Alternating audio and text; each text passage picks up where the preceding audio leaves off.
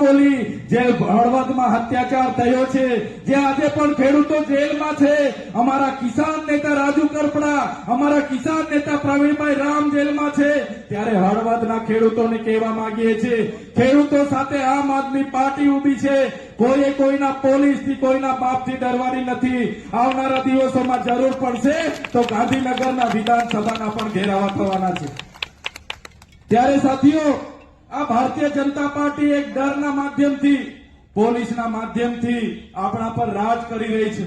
એ ભારતીય જનતા પાર્ટીના નેતાઓને કેમ છું, જો તમારા પર તાકાત હોય, જો તમારા પર પાણી હોય, તો જેટલા પણ સરકારી કાર્યક્રમો થાય છે એ કાર્યક્રમમાં પોલીસનો સહારો લેવાનું બંધ કરો, એ કાર્યક્રમમાં અધિકારીનો સહારો લેવાનું બંધ કરો. આ જનતાને વચ્ચે જાઓ. આ જનતા ભાજપના નેતાઓને દોડાવીને નહીં મારશે તો આ ચૈતર વસાવા બીજા કોઈ ના.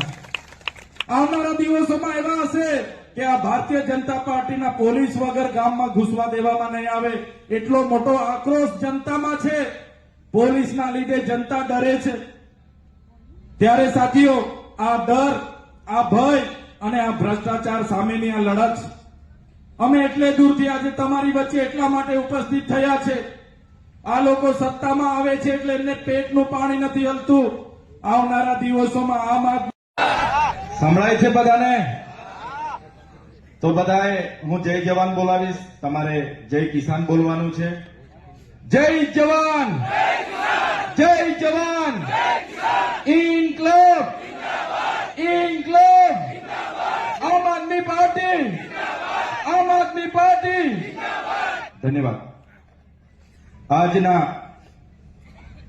પાલનપુર ખાતેની પવિત્ર ભૂમિ પર આમ આદમી પાર્ટીની કિસાન મહાપંચાયતમાં મંચસ્થ ઉપસ્થિત અમારા સૌના માર્ગદર્શક અને આમ આદમી પાર્ટીના ગુજરાત પ્રદેશના અધ્યક્ષ એવા ઈસુદાન ગઢવીજી, સાથે લોકપ્રિય નેતા વિસાવદરના ધારાસભ્ય અને અમારા સાથી મિત્ર એવા ગોપાલ ઇટાલિયાજી, જેમને આમ આદમી પાર્ટીની સંપૂર્ણ જવાબદારી છે સંગઠનની, એવા સંગઠનના મહામંત્રી એવા મનોજ સરોઠિયાજી, સાથે મહિલા મોરચાના આમ આદમી પાર્ટીના ઉપાધ્યક્ષ એવા આપણા બેન શ્રી ગૌરીબેન દેસાઈ, સાથે આ ઝોનના પ્રભારી એવા ડોક્ટર રમેશભાઈ પટેલ, સાથે એમની સાથી લોકસભાના ઇન્ચાર્જ એવા જયદીપસિંહ ચૌહાણ, જિલ્લાના આમ આદમી પાર્ટીના પ્રમુખ શ્રી, તમામ વિસ્તારોમાંથી પધારેલા તમામ પદાધિકારીઓ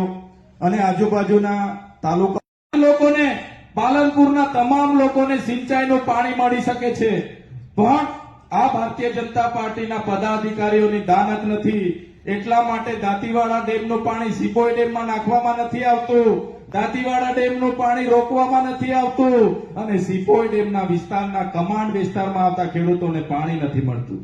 સાથીઓ, આ મંચ પરથી તમને અમે કહેવા માંગીએ છીએ, ખાતરી આપીએ છીએ, આવનારા દિવસોમાં 2027માં આમ આદમી પાર્ટીની સરકાર ગુજરાતમાં આવશે.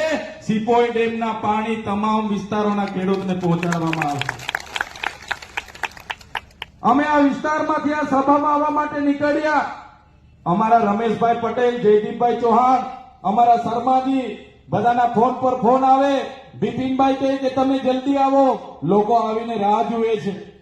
અહીંયા વચ્ચે એક સર્કલ છે. એ સર્કલનું નામ એક નાનું બોર્ડમાં લખેલું હતું, એરોવા સર્કલ. જોયું કે એરોવા સર્કલ, એરોવા સર્કલ. અમારી બધાની ગાડીઓ ત્યાં 15 મિનિટ સુધી ખોળવાઈ ગઈ. હવે આજે રવિવાર છે, દુકાનો બંધ છે, કંપનીઓ બંધ છે, બધાની રજાઓ છે, કોલેજ બંધ છે, શાળાઓ બંધ છે, અને રવિવારના દિવસે અમારા લોકોની ત્યાં 10-10 મિનિટ, 15-15 મિનિટ ગાડીઓ ટ્રાફિકમાં ફસાઈ જતી હોય તો આ વિસ્તારની જનતાનો શું હાલત થતી હશે? નથી થતા બધા